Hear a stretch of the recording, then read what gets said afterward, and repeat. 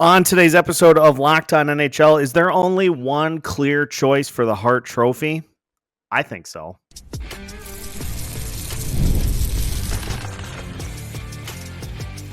You're Locked On NHL, your daily podcast on the National Hockey League.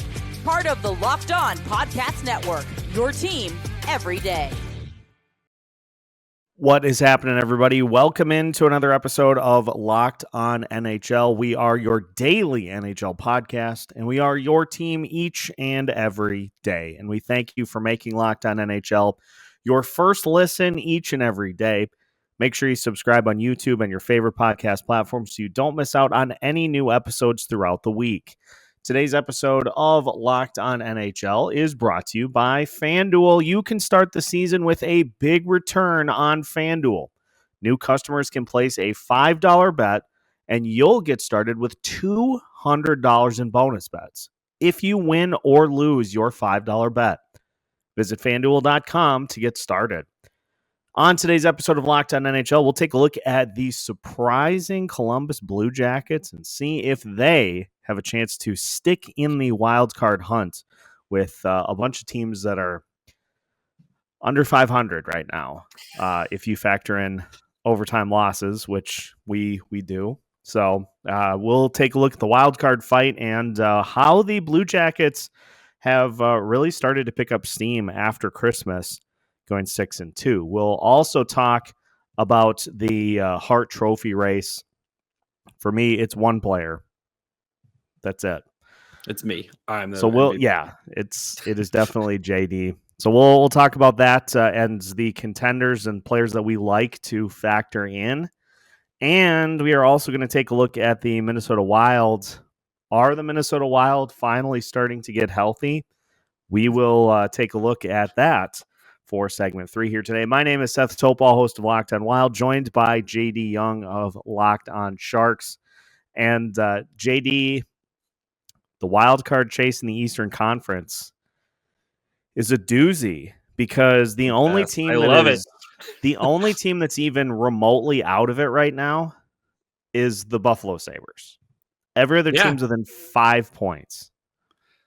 It's great. It makes intriguing hockey because every game, every night, there's a big game that is on TV. I mean, the Blue Jackets who we're going to be talking about here right now, like they play the Flyers, and that's a big 2 points on Tuesday night. Like that is a big game. Like every game is a big game for these teams. And I think for a team like Columbus, right, who has kind of drifted in no man's, or they've been a bad team, right? They haven't really maybe gotten the lottery luck. You know, they've been picking top 5 and stuff, but haven't been able to kind of get that one guy.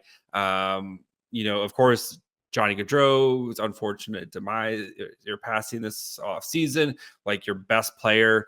And this team had every reason to pack it in and just kind of drift towards another bottom 5 season. And this team has played inspired hockey all season, and they're really starting to pick things up here. And they are now, as we're recording this, the second team in the wild card spot, and with a chance to kind of take that first wild card spot because the Boston Bruins are dog poop right now. So, but yeah, I think it has to be one of the best stories of the year, especially if this Blue Jackets team, even if they don't make it, if they can just be in the mix to the end for a team that a lot of us had basically kind of written off, especially after Gaudreau's passing, it has to be one of the best stories of the year. Yeah, 100%. And it's got to be a huge credit to the job that Dean Evison has done. Your boy. Former. And look, I in talking with Jay before the season started about like, is there potential for this to work? I said, I think it'll be a Columbus team that plays better. I just don't know if they have enough I just don't know, considering the circumstances, if they have enough to be able to get into the postseason picture. But Dean, this is what Dean does. He is very good at kind of uniting a team and bringing a team together. And he has used incredibly tough circumstances to rally everybody to one goal. Let's go out there and let's win hockey games every night. And this Columbus team, they're 6-2 since Christmas. And they're just, it seems like they're really starting to find their stride. And you talked about Boston. I mean, that is a Bruins team that looks like they are taking on major water. And for as much of a tumultuous season as they've had with letting go of Jim Montgomery, rumors about maybe making another coaching change, it's like, jeepers, guys. Like, it just feels like they are going to be one of those teams that falls out of the Yes. postseason picture. They're hanging on to that first wild card spot for dear life. And you've got Ottawa, who has been playing really well. You've got Detroit, who has Red been hot Detroit. completely Yes. reinvigorated. Montreal is 7-2-1 in their last 10. It feels like one of those teams is going to leapfrog, but I don't see any reason why Columbus can't keep this going. Yeah. I think a big thing too is the play of Zach Werenski, who is kind of firmly in that Norris Trophy, and I think he's really kind of found another level this season. Right, he has 48 points in 43 games, including 13 goals. Has been an absolute monster, playing over 26 minutes a night for this team. I think he's been the engine. I mean, and another thing, like we didn't even talk about the David Juracek. Like this team traded David Juracek, one of their top 5 picks or top 6 picks from a couple years ago.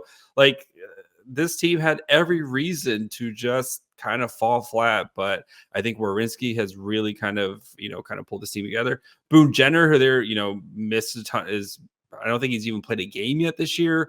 Like gets hurt in the preseason. Like this team has had so much go wrong for it. And they've just said, nope, like we're going to keep grinding and keep finding ways to win. I think one of the big offseason signings for them, Sean Monahan, who came to play with Johnny Gaudreau this season, he's been on a mission to kind of prove what his best, like kind of play for his best friend. And he's been a huge addition as well. So let's hear from our good friend Jay, who covers the Blue Jackets, and his thoughts on the Blue Jackets as they are currently in a wild card spot. Folks, it's January 8th and the Columbus Blue Jackets are in a playoff spot.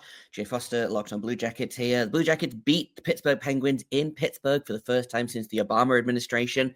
And because of that, they're in a playoff spot. Yes, it's the second wild card spot. Yes, this competition is still very tight. Yes, it is what it is, but this is really exciting. The Blue Jackets haven't been in a playoff spot this late in the season since literally the COVID-shortened year. So January 7th, 2020, they had 50 points in 44 games and were almost in a playoff spot. This is kind of unprecedented at this point. Like, I don't really know what to do with myself talking about the Blue Jackets in the playoffs, but that's what we're going to do on today's episode. And we'll also break down tonight's really exciting win against the Pittsburgh Penguins. That's what's coming up on today's Locked on Blue Jackets. You think not only about that, like just think about how daunting of a statement that would be for many teams going into Pittsburgh and winning on the road. The Obama administration. The Blue Jackets not only did that, but they also went into Winnipeg and beat the Jets on the road. So they're racking up some pretty impressive wins on the road. I mean, in their most recent game, they just beat the St. Louis Blues in St. Louis, a Blues team that is desperately fighting for a playoff spot in the West. Yep. It's a Columbus team that is undaunted. They are unfazed by the pressure, and they've taken their lumps, but they have continued to get back up. And ever since Christmas, they've been playing their best hockey of the season, which is exactly the time that you want to be doing that, heading into kind of this key stretch of December and January. I wonder, especially with we mentioned this Eastern Conference of how muddled it is.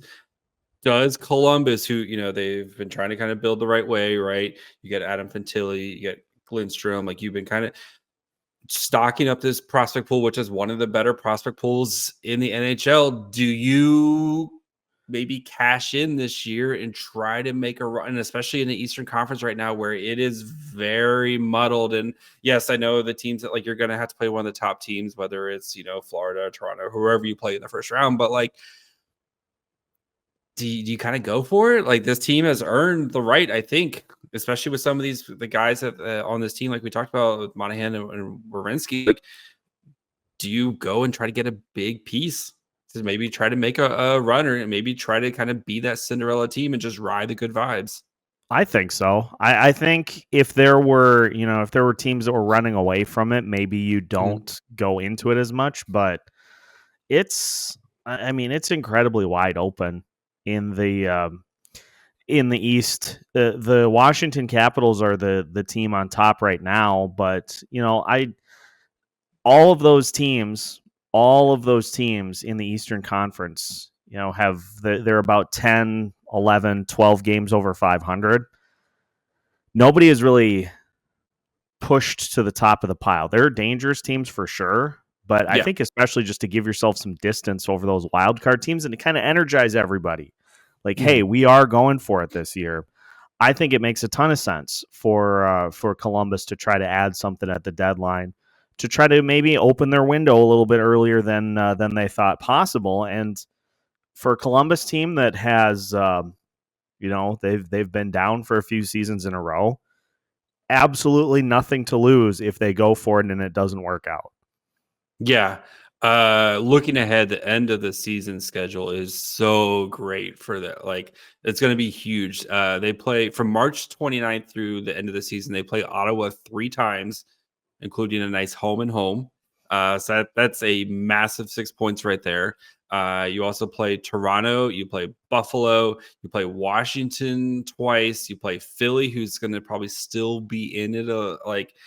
This is, if they get in, they're going to earn their spot into the playoffs, especially with the end of the season. They're like, I think, good for our friend Jay, who, again, this team might be cursed. I think this team, if they get in, it has to be one of the best stories of the year. Yeah, 100%. And for more on the playoff hopeful Columbus Blue Jackets, make sure you tune into Locked On Blue Jackets each and every day. We are going to shift gears to talking about some of the best players in the league and the current race for the Hart Trophy, because in my mind, JD, there's only one choice. And I'm very anxious to hear your thoughts on that. So we'll talk Hart Trophy. Who's the leader? Who should win it? And why we may see somebody other than who you think win the Vezina this year. We'll talk about all that as we continue today's episode of Locked On NHL after this. Today's episode of Locked On NHL is brought to you by FanDuel. From big upsets to game-winning drives, the NFL playoffs are better with FanDuel. Because right now, new customers can bet $5 and get $200 in bonus bets guaranteed. That's $200 in bonus bets, win or lose. The FanDuel app gives you everything you need for live bets, same-game parlays, and so much more. If you put the Los Angeles Rams, if you put $5 down on the Los Angeles Rams to cover, congratulations, because the Minnesota Vikings got swept off the face of the earth in their loss last night to the Rams. And even if you had the Vikings and you lost, you still would come up with $200 in bonus bets. So just visit FanDuel.com to join today and get started with $200 in bonus bets. That's FanDuel.com. Make this playoff season unforgettable with FanDuel, an official sportsbook partner of the NFL. Welcome back to today's episode of Locked On NHL. Once again, we thank you for making Locked On NHL your first listen each and every day. Make sure to check out Locked On NHL throughout the week as well, so you can get perspectives from all of our hosts throughout the week on whichever teams are making news in the National Hockey League on that given day. All right, let's talk Hart Trophy. And courtesy of our friends at FanDuel, the current favorite is a 3-way tie: Leon Draisaitl, Connor Hellebuyck, and Nathan MacKinnon. Mm-hmm. It's Connor Hellebuyck. What? Without even a question. No. It is. Okay. State your case, because I have somebody different. So, number one, the volume. I mean, Hellebuyck is the leader in starts far and away for the NHL for goalies. He is the leader in wins. He is the leader in save percentage. He is the leader in shutouts. He is the leader in literally every goalie category that matters. He has started 34 games this year. He's 26-6-2. He has as many shutouts as he has regulation losses this season. He has been worth, I'd be interested to look at the number of games that he has been worth by himself. I can say from experience, the Minnesota Wild had one of their best offensive outputs of the season in a game that the Wild lost 4-1 because Connor Hellebuyck saved 3.6 goals above expected by himself. He has been that good this year. He has been one of the main reasons that the Winnipeg Jets are the best team in the league and have been for quite a bit of the season. Because if you look at what Winnipeg has done from a scoring perspective this year, they've been getting they've been getting a balanced attack from their offense. They don't have really any one player that stands out a ton, which is not to say they haven't had good performances. They don't have any one player that stands out a ton because Connor Hellebuyck has been doing it all for them this year. And if there's ever going to be a year that a goalie wins the Hart Trophy, it's this year. No, it makes sense. I mean, he's very good. His goal saved above expected from Money Puck is 27 goals saved above expected. Logan Thompson is next at 19.8. Granted, he's played 11 more games, but I get it. You're also dealing with the scars of Minnesota teams of past, having to just deal with this guy in your division. It's like me and Tom Brady, and then now me and Josh Allen. I just had to deal with this dude for like the next 15 years. I'm going Draisaitl. And like, I think Draisaitl is, and yes, Edmonton is a very good team, right? You have Connor McDavid, the best player in the world. You have a lot of great players on that team. But I think what Draisaitl's doing right now, where he's showing up the best player in the world right now, I think you have to kind of give credit towards that. And yes, like I know Hellebuyck, like this Winnipeg team would probably be like fighting for a wild card spot if it wasn't for Hellebuyck because he's so ridiculous. I think without Draisaitl, like I think this Edmonton team is bad. I think he does a lot, and I know the playoffs last year were not the best for Draisaitl, but I think he came in this year as a man on a mission, and especially with that new contract to kind of prove his worth, and he is doing it so far. So I think halfway through the point, like I mean, I was kind of surprised to see Draisaitl, Hellebuyck, and Nathan McKinnon all tied with the same odds at 330 plus 330. But if I had to pick right now, I'm going Draisaitl. Yeah, I certainly can see the point. And obviously, I think if the voting ended today, this might be the strongest case that Connor Hellebuyck has as the season wears on, and as Winnipeg, no doubt, because Winnipeg is pretty much a cinch to make the playoffs at this point. It would take a meteoric fall for them to not make it. So at some point, you're going to start trying to make sure that you don't overwork Hellebuyck. As long as, because you don't want that tooth, especially in the central, right? You don't want that 2-3 spot. You want to clinch number one because you don't want to play either the Wild or the Avalanche in the first round. You want to play whoever the wild card team, if it's the Blues or whatever jabroni wild card team gets in, Utah, the Blues, whoever it is. Like you want to play that team, right? You don't want to play a team like the Wild or a team like the Avalanche. So yeah, I can see that. But I mean, if they have to keep playing, like if Colorado and Minnesota keep pushing, like Hellebuyck might end up playing a bajillion games because they might have to win these games, so that way you're not facing these guys in the first round. Yeah, that's true. I was kind of going to piggyback off of that and say there is no rest maintenance for guys like Draisaitl. Like they're just going to continue to play and therefore continue to put up points. So I think if you did the voting today, Hellebuyck might take second. I still think it's probably Draisaitl's award to win. But honestly, this is the most compelling case for a goalie we've seen over the last few years. And I just think you kind of have to award those outlier performances in special cases. I think of the year Justin Verlander won like 25 games for Detroit. Yeah. And he ended up getting the MVP that year because it's like, well, 25 wins is a pretty big outlier. Like if Hellebuyck hits the 50 win plateau this year or 55 or whatever, that would be my case to give it to him. It totally makes sense.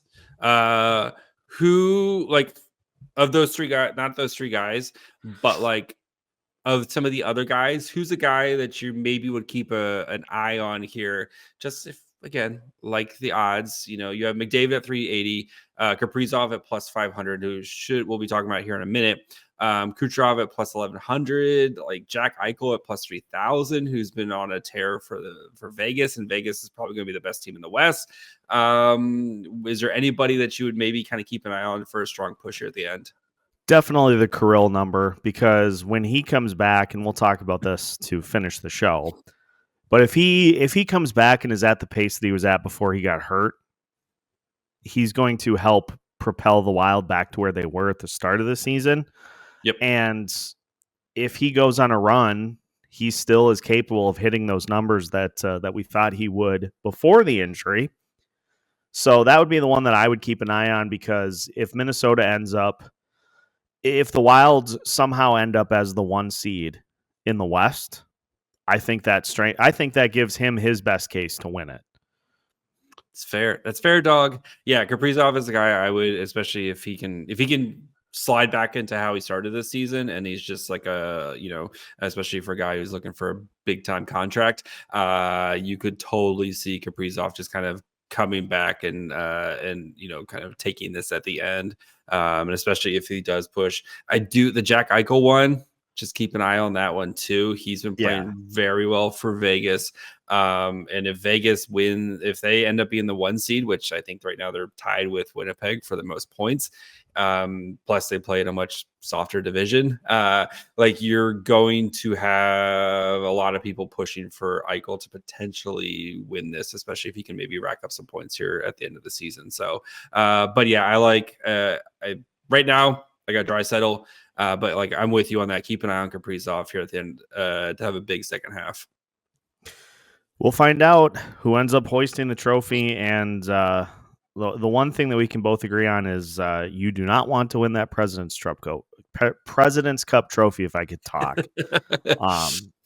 You don't want to win that thing, because the history of winning the President's Trophy and doing well in the postseason is well documented. Yeah. It doesn't exist. Does not compute. Yeah. Let's finish by taking a look at the Minnesota Wild, who it turns out are injured bad.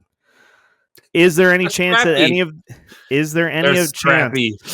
any of these players come back at any point? We'll discuss next here on Locked On NHL.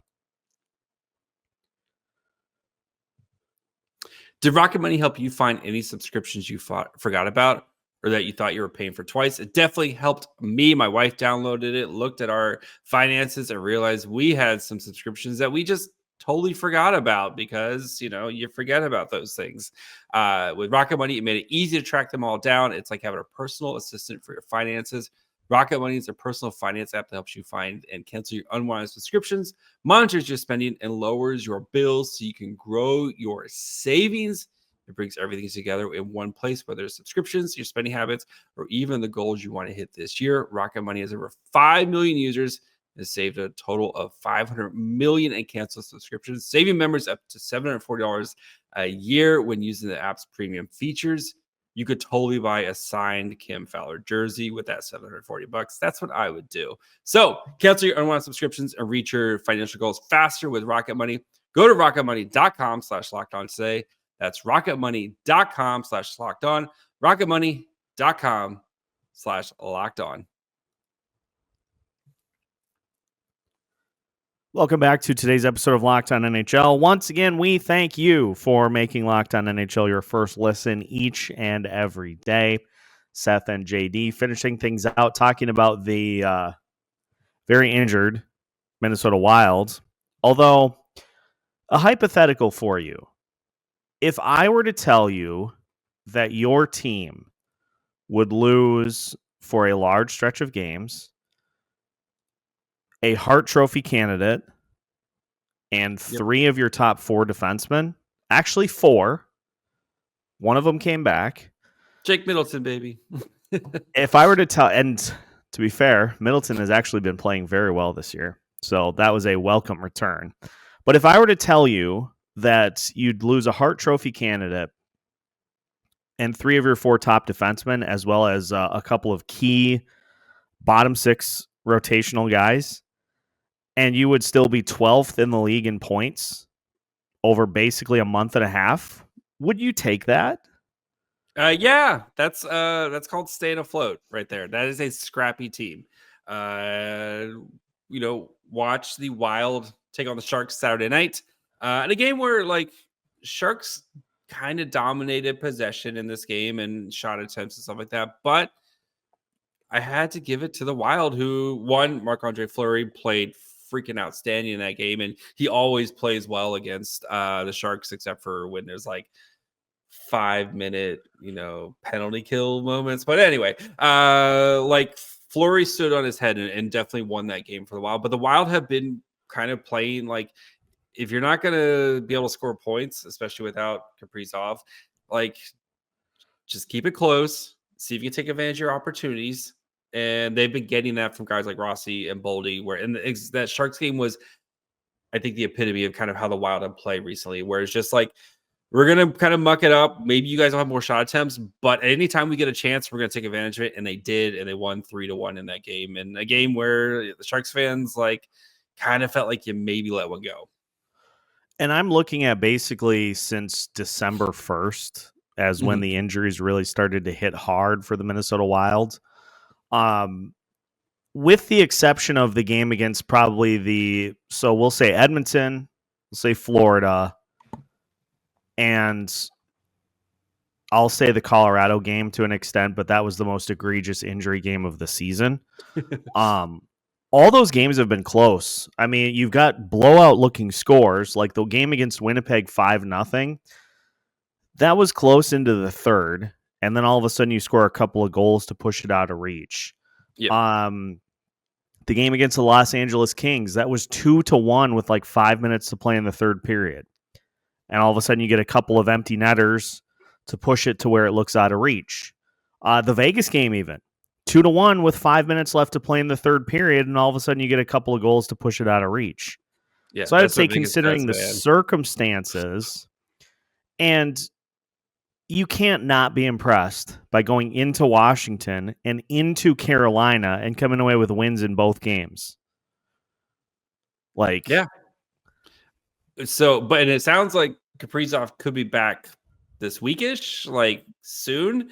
And if Kaprizov gets back, and if Boldy and Rossi, who I know there's rumors about, are they be able to keep all these guys, et cetera, but if those guys can continue to play the way that they played, Zuccarello, who's apparently has found the fountain of youth, if all these guys continue to play the way that they play, and then you get Kaprizov, if he can come back and be that Hart caliber, and you'll get Brock Faber back, you'll start to get some of these defensemen back.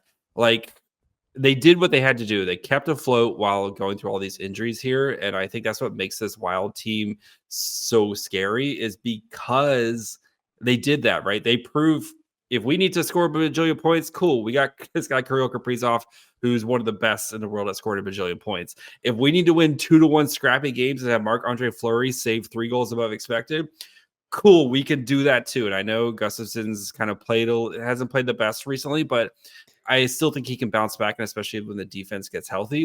This Wild team is very balanced. They have a lot of players who can, play in different situations. And I think again, I think going through what they've gone through right now, and you're keeping afloat and you're still in the race to potentially get the 1 seed, especially after the way Winnipeg started this season. This Wild team, Seth, it's good. It's good. Yeah. And so here's That's why the they other need part. to blow it all up. Here's the other part of this equation too. So I said the Wild are tied for 12th in points.